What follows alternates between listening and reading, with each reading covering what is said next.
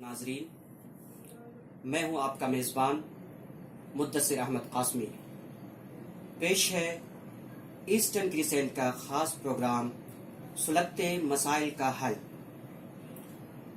اس خاص پروگرام میں ہم ہر ہفتے قومی اور بین الاقوامی سلگتے مسائل پر ماہرین سے گفتگو کرتے ہیں۔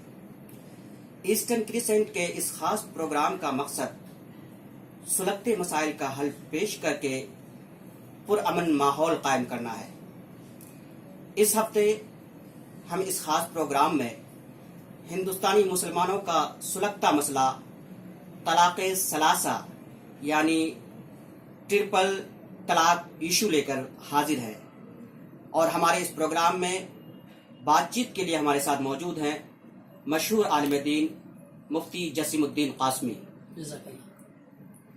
آپ ایسٹرن کریسنٹ کے مشہور کالم ڈے ٹو ڈے مسائل کے مستقل کالم نگار ہیں، مرکز المعارف ایجوکیشن اینڈ ریسرچ سینٹر کے لیکچرار ہیں، اور MMERC کے ذریعے چلائے جا رہے ملک کے اولین آن لائن دارالافتاء کے موجودہ کوآرڈینیٹر ہیں۔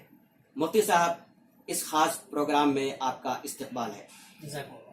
سب سے پہلے آپ سے یہ جاننا چاہیں گے کہ پارلیمنٹ کے اندر طلاق ثلاثہ بل پیش کرتے ہوئے لا منسٹر روی شنکر پرساد نے بار بار طلاق بدعت کے لفظ کو دہرایا، اور انہوں نے یہ بھی کہا کہ قابل سزا صرف طلاق بدعت ہی کو ہم قرار دے رہے ہیں۔ تو یہ طلاق بدعت کیا ہے؟ کیونکہ بہت سارے لوگ طلاق بدعت کے لفظ کا مس یوز کر رہے ہیں۔ بسم اللہ الرحمن الرحیم۔ جی، آپ نے بہت ہی اچھا سوال پوچھا کہ طلاق بدعت کیا ہے۔ اس کو بہت سے لوگ مس پروناؤنس کرتے ہیں اور طلاق بدعت بولتے ہیں۔ تو اصل میں یہ لفظ جو ہے طلاق بدعت ہے، با دال عین اور تا۔ اس کا مفہوم شریعت میں یہ ہے کہ بدعت کا مطلب ہوتا ہے غلط طریقہ، یعنی جسے شریعت نے ناپسند کیا ہو اور ایسی چیز کو رواج دے دیا جائے، اس کو بدعت کہا گیا ہے۔ اس مفہوم کے اندر طلاق بدعت کو سمجھنے کے لیے آپ کو مختصراً طلاق کی جو اور دو قسم ہیں اس کو سمجھنا پڑے گا۔ دراصل طلاق کی تین قسمیں ہیں طلاق دینے کے اعتبار سے۔ تو اس میں جو پہلی قسم ہے اور جو سب سے اچھی قسم ہے اسے طلاق احسن کہا جاتا ہے، اور جو دوسری قسم ہے وہ طلاق حسن ہے، اور تیسری قسم طلاق بدعت ہے۔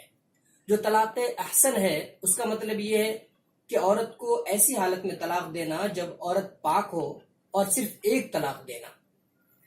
ایک طلاق دینے کے بعد یہ ہوگا کہ عورت عدت گزارے گی، اور عدت گزرنے کے بعد عورت خود بخود اس مرد کے نکاح سے نکل جائے گی، یعنی وہ طلاق جو اب تک طلاق رجعی تھی وہ طلاق بائن بن جائے گی، اور مرد کے پاس اس دوران کافی اچھا وقت رہتا ہے غور و فکر کرنے کا کہ اگر اس نے ڈیسیزن غلط لے لیا ہے تو اس کے پاس وقفہ ہے کہ غور و فکر کرے بچوں کے مستقبل کے تعلق سے، اسی طریقے سے جو بیوی ہے اس کی اچھائیاں اس کی برائیاں، ان تمام چیزوں پہ غور و فکر کرنے کا اس کے پاس ایک وقت رہے گا۔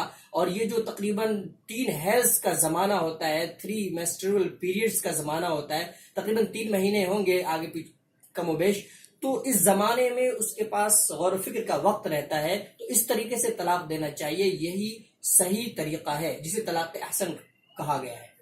جو دوسری صورت ہے وہ ہے طلاق حسن کی۔ طلاق حسن کا مطلب یہ ہے کہ کوئی شخص اس کا مطلب یہ ہوتا ہے کہ 3 طلاق دے، لیکن 3 طلاق 3 طہور کے اندر دے۔ مثال کے طور پر ایک شخص نے 1 طلاق دے دی، اور اسی طریقے سے عورت جب حیض سے پاک ہو گئی تو دوسری طلاق دے دی، پھر جب حیض سے پاک ہو گئی تو تیسری طلاق دے دی۔ تو یہ طریقہ جو ہے یہ طلاق کے حسن کا طریقہ ہے۔ یہ طریقہ گو جائز ہے، لیکن اس کو بھی بہتر نہیں کہا گیا ہے، اسی لیے اسے طلاق حسن قرار دیا گیا۔ حسن اسے مفہوم میں ہے کہ جو پہلا طریقہ ہے اس سے کچھ کم ہے، اور جو طلاق بدعت ہے اس سے بہتر ہے، ورنہ یہ بھی شکل صحیح نہیں ہے۔ اس لیے کہ جب پہلی طلاق سے رشتہ ختم ہو سکتا ہے تو دوسری طلاق دینے تیسری طلاق دینے کی ضرورت ہی کیا ہے؟ جو طلاق بدعت ہے تیسری قسم ہے، وہ دراصل ناجائز طریقہ ہے، لیکن اس سے بھی طلاق واقع ہو جاتی ہے۔ اس کا مطلب یہ ہوتا ہے کہ عورت کو حیض کی حالت میں 2 طلاق دے دی، یا اسی طریقے سے ایک ہی ساتھ 3 طلاق دے دی تو یہ طلاق بدعت ہے جو شریعت میں ممنوع ہے، لیکن اس سے طلاق واقع ہو جاتی ہے۔ اور اس کی سب سے بڑی خرابی اصل میں یہ ہے کہ 3 طلاق دینے کے بعد ایک ساتھ یا الگ الگ دینے سے بھی 3 طلاق جب واقع ہو جائے تو مرد کے پاس کوئی آپشن باقی نہیں رہتا، یعنی میاں بیوی کے پاس ریکنسیلیشن کا کوئی آپشن باقی نہیں رہتا کہ دونوں ایک ساتھ دوبارہ زندگی گزار سکیں۔ یہ اصل مسئلہ ہے، اسی لیے اس کو طلاق بدعت کہا جاتا ہے۔ مفتی صاحب، آپ کی باتوں سے یہ پتہ چل رہا ہے کہ طلاق یہ مسئلہ نہیں ہے، جی جی، یہ طلاق مسئلے کا حل ہے۔ بے شک۔ مسلمانوں کی کم علمی نے اس کو ایک بڑا مسئلہ بنا دیا ہے، اور دلچسپ بات یہ ہے کہ طلاق کا لفظ جب بولا جاتا ہے تو لوگ اس کا مطلب سمجھتے ہیں 3 طلاق، یعنی 3 سے کم طلاق ہی نہیں ہے۔ اس لیے آپ ہمارے ناظرین کو طلاق کے تعداد کے بارے میں تفصیل سے بتائیں۔ جی، بہت ہی اچھا سوال آپ نے کیا ہے کہ یقیناً یہ غلط فہمی ہے، اور مجھے کہنے دیجیے کہ یہ صرف جو ناخواندہ لوگ ہیں، غیر پڑھے لکھے لوگ ہیں، اسی میں یہ جو آپ غلط فہمی نہیں ہے، بلکہ پڑھے لکھے لوگ بھی اس غلط فہمی میں مبتلا ہے کہ اسلام کے اندر طلاق کا مطلب رشتہ اگر ختم کرنا تو 3 طلاق۔ حتیٰ کہ جو وکلاء حضرات ہیں وہ بھی جب پیپرز بناتے ہیں تو اس کے اندر 3 طلاق لکھتے ہیں، جبکہ شریعت کا یہ بالکل غلط طریقہ ہے۔ صرف 1 طلاق اگر کوئی شخص دے دے اور عورت عدت گزار لیتی ہے تو رشتہ ختم ہو جاتا ہے، اور یہی بہتر طریقہ ہے۔ لیکن یہ جو غلط فہمی ہے کہ 3 سے ہی طلاق واقع ہوتی ہے، یہ بالکل غلط طریقہ ہے۔ تو یہ 3 طریقے ہیں، اور آپ نے جیسے کہا کہ تفصیل سے بتائی ہیں، تو ہم آپ کو یہ سمجھنا چاہیے کہ طلاق کے جو ہے وہ 3 قسمیں ہیں ایک دوسرے اعتبار سے۔ وہ یہ ہے کہ طلاق رجعی، طلاق بائن اور طلاق مغلظہ۔ طلاق رجعی کا مطلب یہ ہوتا ہے کہ کسی نے 1 طلاق دی ہے یا 2 طلاق دی ہے تو اس کو یہ حق ہوتا ہے کہ 3 حیض یعنی جو عدت طلاق ہے اس کے گزرنے سے پہلے اس سے رجوع کر لے، اسے طلاق رجعی کہتے ہیں۔ جو دوسری قسم ہے وہ ہے طلاق بائن کی۔ طلاق بائن کا مطلب یہ ہوتا ہے کہ اس نے اس وقت لفظی استعمال کیا طلاق بائن کا۔ طلاق بائن کا مطلب irrevocable ڈیورس، یعنی جس کے اندر رجعت کا حق ختم ہو جاتا ہے۔ اور جو تیسری قسم ہے وہ ہے طلاق مغلظہ کی، جو قطعاً حرام ہے، اور جس کو صحابہ نے اور رسول اللہ صلی اللہ علیہ وسلم کے حدیث کے اندر جسے قرآن کریم کے ساتھ مذاق قرار دیا گیا کہ ایک ساتھ ہی 3 طلاق دے دی جائے، اور جس کے بعد ریکنسیلیشن یعنی دوبارہ عورت سے نکاح کرنے یا رجعت کرنے کا حق ختم ہو جاتا ہے۔ تو یہ طلاق کی وہ 3 قسمیں ہیں۔ جی، یہ شریعت نے مردوں کو طلاق کا حق دیا ہے، کیا ایسی بھی کوئی صورت ہے کہ جس میں عورت نکاح ختم کر سکتی ہے، چاہے مرد اس کو چاہے یا نہ چاہے؟ جی، بہت ہی اچھا سوال ہے۔ عام طور پہ یہی سمجھا جاتا ہے کہ کوئی ایسی شکل نہیں ہے کہ جس میں عورت بھی نکاح کو ختم کر سکتی ہے۔ تو اس کے بارے میں ہم کو سمجھنا چاہیے کہ عام طور پہ عورتیں جو طلاق کا مطالبہ کرتی ہے اور مرد اس کو قبول کرے تو یہ اصل خلا کی شکل ہوتی ہے کہ عورت مطالبہ کرے کہ اب مجھ پہ ظلم ہو رہا ہے اور میں نہیں رہنا چاہتی۔ مرد یہ ثابت کرنے کی کوشش کرتا ہے کہ میں نے ظلم نہیں کیا اور میں رکھنا چاہتا ہوں، لیکن اس کے باوجود عورت بضد ہے، تو پھر عورت مطالبہ کرتی ہے خلا کا اور مرد اس کو اپروو کرتا ہے، تو اس طریقے سے طلاق ہو جاتی ہے۔ لیکن اس شکل میں بھی مرد کی رضامندی ضروری ہوتی ہے۔ اس کے علاوہ جو شکلیں ہیں وہ ایک ہوتی ہے تفویض طلاق کی۔ اس کا مطلب یہ ہوتا ہے کہ مثال کے طور پر مرد بار بار ظلم کر رہا ہے عورت پہ، عورت پریشان ہے، جو دونوں کے رشتہ دار ہیں وہ بھی آپس میں بیٹھتے ہیں، اور پھر عورت اپنے ظلم کا اظہار کرتی ہے کہ میں نہیں رہ سکتی، تو اس صورت میں ایک شکل اختیار کی جا سکتی ہے، اسے تفویض طلاق کہا جاتا ہے کہ مرد سے یہ لکھوایا جائے یا بلوایا جائے کہ اگر میں نے اس پہ مزید ظلم کیا، اس کی کوئی واضح علامت بھی ہو، مثال کے طور پر اگر میں نے اس کو بہت زیادہ مارا اب کبھی، یا اسی طریقے سے اگر میں نے شراب پی تو اور میری بیوی کو حق ہوگا کہ اس وقت یہ طلاق لے لے، تو اس صورت میں اس کو بھی یہ حق حاصل ہو جاتا ہے۔ لیکن اچھی بات یہ ہے، علماء نے لکھا بھی ہے کہ ہمیں یہاں پہ یہ سمجھنا چاہیے کہ اس تفویض طلاق کا حق عورت کو دینے کے بجائے کچھ خاص کمیٹی کو دی جائے، محکمہ شریعہ کو یا دارالقضاء کو یہ حق دیا جائے، اور مرد لکھ کر دے دے کہ اگر میں نے ظلم اس پہ مزید کیا تو پھر دارالقضاء کو یا محکمہ شریعہ کو حق ہوگا کہ اس طلاق کو کہ میری طرف سے طلاق واقع کر دے۔ تو یہ بھی ایک طلاق تفویض کی شکل ہو سکتی ہے۔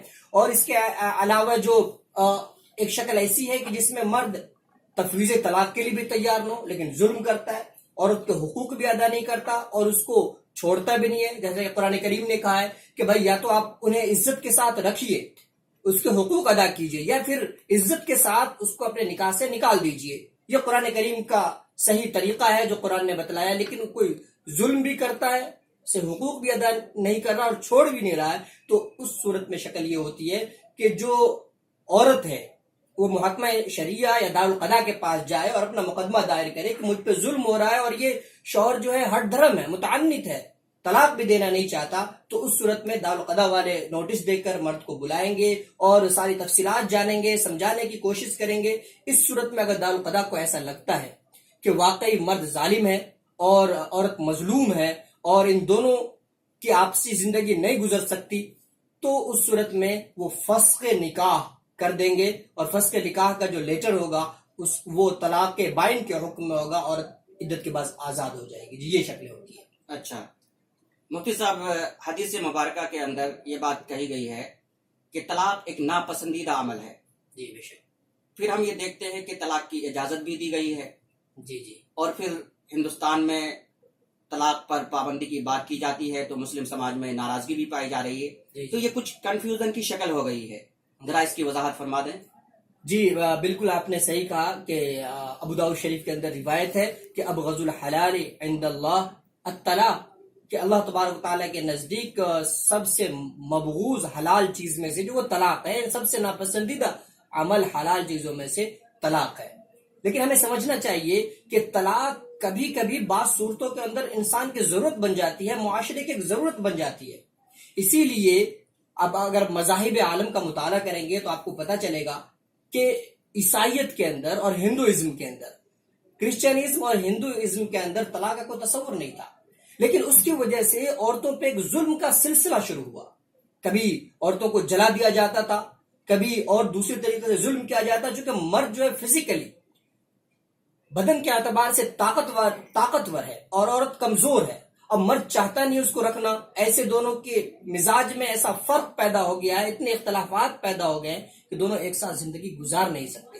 اب ایسی شکل میں ان کے طلاق کا تصور نہیں ہے. اب وہ کیا کرے؟ تو ایسی شکل میں کبھی اتنا ٹارچر کیا جاتا تھا کہ عورت خودکشی کر لیتی تھی، کبھی اس کو قتل کر کے اس کی طرف سے خودکشی کے نوٹ لکھ دیے جاتے تھے، کبھی دوسرے طریقے سے مار دیے جاتے تھے. اور آپ کو معلوم ہونا چاہیے کہ یہ جو پری پلان قتل ہوتے ہیں، پری پلان مرڈر جو ہوتے ہیں، اس کو آج کی عدالت میں ثابت کرنا کتنا مشکل ہے. بڑے بڑے ججوں کا قتل ہو گیا، بڑے بڑے پرائم منسٹر اور پریزیڈنٹس کا قتل ہو گیا، لیکن اس کو ثابت لوگ نہیں کر پائے. تو اس لیے وہ سمجھتا ہے کہ ہم زندگی پر گھٹ گھٹ کے مرنے سے بہتر ہے کہ اس کو اپنی زندگی سے نکال دیں. اسی لیے اسلام نے اس کی اجازت دی ہے اور ایک ناخوشگوار ناگزیر ضرورت ہے معاشرے کی، ایک صالح معاشرے کے لیے یہ ایک ضرورت بن گئی ہے. مثال سے سمجھیے آپ کہ اگر کسی کے بدن میں زخم ہو گیا ہے تو زخم کے اندر جو فاسد مادہ ہے اس کو نکالنے کے لیے وہ اگر آپریشن سے ڈرے گا اور آپریشن کو غلط قرار دے گا تو وہ جو غلط مادہ وہ نکل نہیں سکتا. اسی طریقے سے طلاق کی بھی شکل ہے کہ طلاق کی وجہ سے معاشرے کے اندر پاکیزگی آتی ہے کہ اگر دو آدمی، ایک مرد اور عورت کے درمیان اتنی تلخی پیدا ہو گئی ہے کہ یہ دونوں ایک ساتھ رہ نہیں سکتے، ہمیشہ کی لڑائی جھگڑے ایک دوسرے کے جانی دشمن بن گئے، تو اس صورت میں اس کی اجازت دی گئی ہے. اس لیے علماء نے لکھا ہے کہ طلاق ہر وقت ناجائز ہی نہیں بلکہ مختلف شکلیں ہیں. بعض شکلوں میں واجب بھی لکھا ہے علماء نے. مثال کے طور پر مان لیجیے آپ کہ عورت پہ مستقل ظلم ہو رہا ہے اور عورت طلاق چاہتی ہے، مرد دے نہیں رہا ہے. اب اس صورت میں مرد پہ علماء نے لکھا ہے کہ واجب ہے. ایک مثال فرض کیجیے آپ کہ ایک لڑکی کا نکاح ہوتا ہے، نکاح کے فوراً بعد لڑکا جو ہے عمر قید کی سزا میں جیل میں چلا جاتا ہے. اس نے وہ جرم کیا تھا، عورت کو اور لڑکی والوں کو پتہ نہیں تھا. اب اس شکل میں اس کو 25-30 سال جیل میں رہنے ہوں گے. اب یہ نئی نویلی دلہن 25 سال کیسے گزارے گی؟ اگر اس کے پاس ہمت نہیں ہے، حوصلہ نہیں ہے، اس کو ڈر ہے کہ گناہ میں مبتلا ہو جائے گی، تو یہ وہ شکل ہوتی ہے جہاں پر مرد کو اسلام نے کہا ہے کہ طلاق دے، اور یہ طلاق دینا یہاں پر واجب ہے. عام شکل ہو جہاں پر عورت کی طرف سے کوئی اس طرح کی باتیں سامنے نہ آئے، اس کے باوجود اگر کوئی طلاق دیتا ہے اور عورت جو ہے ظلم میں مبتلا ہوتی ہے، برائی میں بھی مبتلا ہو جاتی ہے اور ہونے کا کبھی اندیشہ ہوتا ہے، ایسی شکل میں حرام بھی ہے طلاق دینا. تو ہر وقت جو ہے طلاق دینا ناجائز ہی نہیں ہے، اس کی شکلیں ہیں. بہترین اور صالح معاشرے کے لیے طلاق کی ضرورت ہے. اسی لیے بعد میں کرسچنزم نے اور اس ہندوازم نے اس چیز کو اختیار کیا. آپ کو معلوم ہونا چاہیے جب ہندو پرسنل لا کا قیام عمل میں آیا تو اس وقت طلاق کے لیے مسلم پرسنل لا سے استفادہ کیا گیا اور وہ جو چیزیں وہاں پر تھی وہ اس کا استعمال ہوا. اس لیے آج بھی ہندی زبان کے اندر اور ہندوؤں کے اندر بھی ان کے پاس طلاق کی کوئی دوسرا لفظ نہیں ہے, وہ بھی طلاق استعمال کرتے ہیں میاں بیوی کے سیپریشن کے لیے. تو ایک ناگزیر ضرورت بھی ہے معاشرے کے لیے. جی ہاں مفتی صاحب, ہمارے پاس وقت کم ہے, ہم آخری سوال آپ سے یہ کرنا چاہیں گے کہ مسلم پرسنل لا بورڈ کی آواز پر ملک کے مختلف شہروں میں ہزاروں نہیں لاکھوں کی تعداد میں عورتیں طلاق ثلاثہ بل کے خلاف احتجاج کر رہی ہیں, اور یہ پہلی مرتبہ ہے کہ اتنی بڑی تعداد میں مسلم عورتیں گھر سے باہر نکلی ہے. تو آپ اس بڑی تبدیلی کو کس نظر سے دیکھتے ہیں اور مستقبل میں اس پر کیا اثرات مرتب ہوں گے؟ جی بہت ہی اچھا سوال آپ نے کیا کہ یہ پہلی مرتبہ ایسا ہوا ہے اور یہ دراصل ایک ضرورت بن گئی, مجبوری بن گئی کہ ہمارے ملک کے جو پریزیڈنٹ ہیں, صدر جمہوریہ ہے, جب انہوں نے یہاں تک کہہ دیا کہ مسلم معاشرے کے اندر عورتوں پر ظلم ہوتا ہے, تو یہ کانسیپٹ کریٹ کرنے کی کوشش کی گئی, یہ افواہ پھیلانے کی کوشش کی گئی, خاص کر جو ہمارے ٹی وی چینلز ہیں اس کے ذریعے سے, کہ مسلم معاشرے کے اندر عورتوں پہ ظلم ہوتا ہے اور آواز اٹھانے والے 3 طلاق کے خلاف جو صرف مرد ہے.